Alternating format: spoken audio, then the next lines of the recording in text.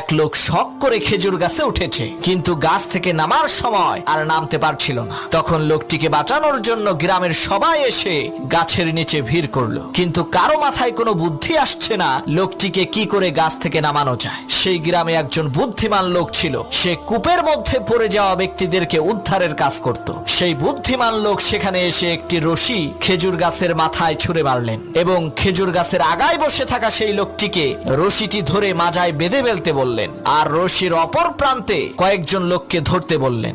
বুদ্ধিমান লোকটির কথা মতো তারা রশিটিকে ধরলেন। হঠাৎ করে সেই বুদ্ধিমান লোক বলল, এখন টান মারো। লোকেরা রশি ধরে টান দিল, সাথে সাথে সেই খেজুর গাছে থাকা লোকটি মাটিতে পড়ে মারা গেল। তখন গ্রামের লোকেরা বলল, আপনি এটা কেমন কাজ করলেন? লোকটা মরে গেল। তখন সেই বুদ্ধিমান লোক বলল, ভাই, এটা লোকটার কিসমতের দোষ, আমার কোনো দোষ নাই। এই একই টেকনিক খাটাইয়া অনেক মানুষকে আমি কুয়া থেকে বের করেছি।